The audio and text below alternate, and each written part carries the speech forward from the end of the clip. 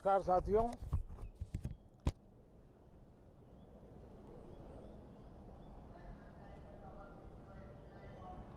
Monsoon सत्र में आप सबका स्वागत है। सावन का पवित्र मास चल रहा है और इस बार तो डबल सावन है और इसलिए सावन की अवधि भी जरा ज़्यादा है और सावन मास पवित्र संकल्प के लिए, पवित्र कार्यों के लिए बहुत ही उत्तम माना जाता है।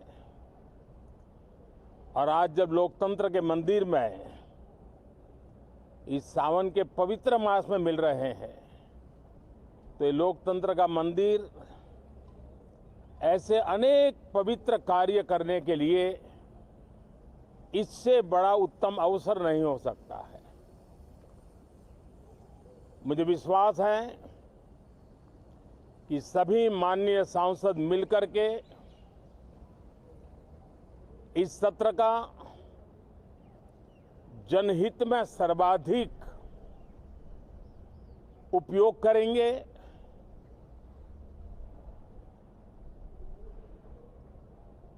संसद की जो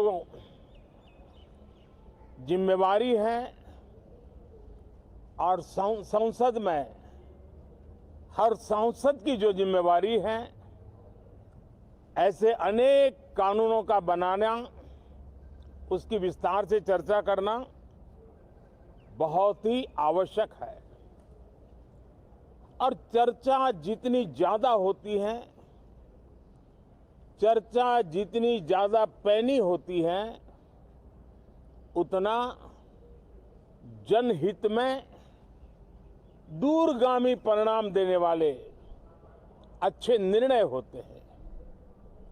सदन में जो माननीय सांसद आते हैं वो धरती से जुड़े हुए होते हैं, जनता के दुख दर्द को समझने वाले होते हैं और इसलिए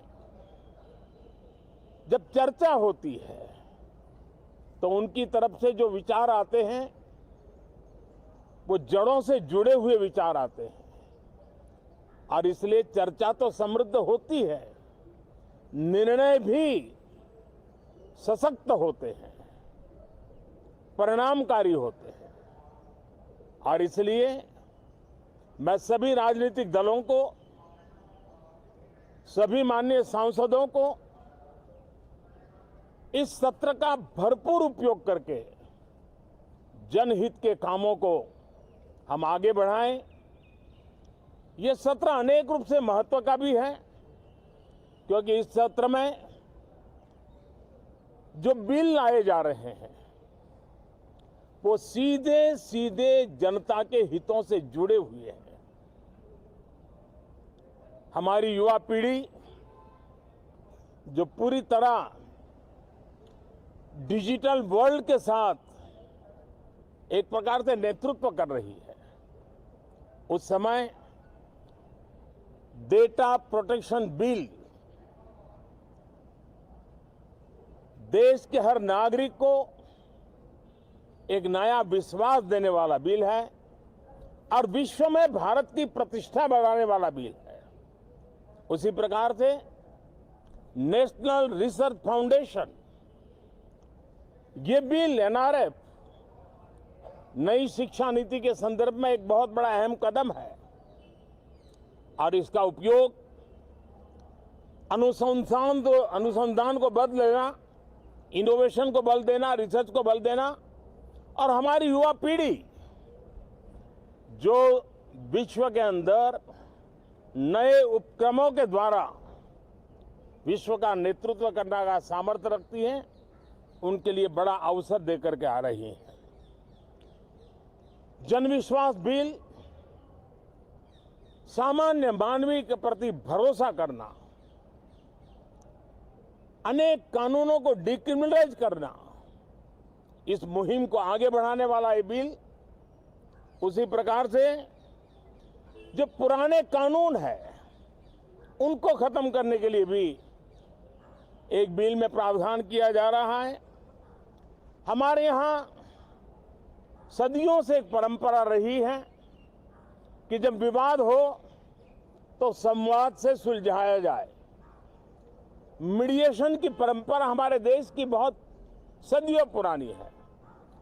उसको अब कानूनी आधार देते हुए मीडिएशन बिल लाने की दिशा में इस सत्र का बहुत बड़ा उपयोग है, जो अनेक विवादों से सामान्य मानवीय से लेकर के असामान्य संजोगों को भी मिल बैठकर के सुलझाने का एक मजबूत नींव बनाएगा। इसी प्रकार से डेंटल मिशन को लेकर के एक बिल जो हमारे डेंटल कॉलेजेस के लेकर मेडिकल के छात्रों के लिए एक नई व्यवस्था को आकार देगा।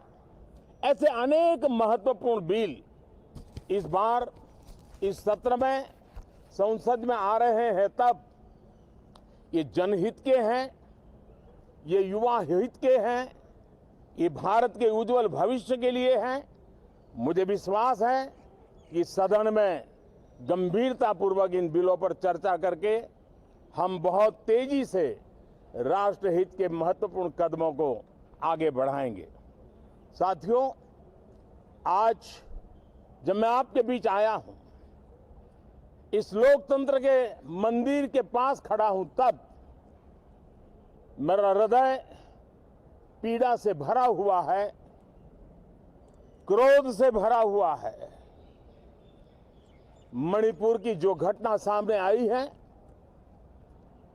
किसी भी सभ्य समाज के लिए ये शर्मसार करने वाली घटना है। पाप करने वाले, गुनाह करने वाले कितने हैं, कौन है, वो अपनी जगह पे है, लेकिन बेइज्जती पूरे देश की हो रही है। 140 करोड़ देशवासियों को शर्मसार होना पड़ रहा है। मैं सभी मुख्यमंत्रियों से आग्रह करता हूं कि वे अपने राज्य में कानून व्यवस्था को और मजबूत करें, खास करके हमारी माताओं बहनों की रक्षा के लिए कठोर से कठोर कदम उठाएं। घटना चाहे राजस्थान की हो, घटना चाहे छत्तीसगढ़ की हो, घटना चाहे मणिपुर की हो, इस देश में, हिंदुस्तान के किसी भी कोने में, किसी भी की राज्य सरकार में राजनीतिक वाद विवाद से ऊपर उठ करके कानून व्यवस्था का महात्मा, नारी का सम्मान, और मैं देशवासियों को विश्वास दिलाना चाहता हूं, किसी भी गुनहगार को बख्शा नहीं जाएगा। कानून अपनी पूरी शक्ति से, पूरी सख्ती से एक के बाद एक कदम उठाएगा। मणिपुर की इन बेटियों के साथ जो हुआ है, इसको कभी माफ नहीं किया जा सकता है। बहुत बहुत धन्यवाद दोस्तों।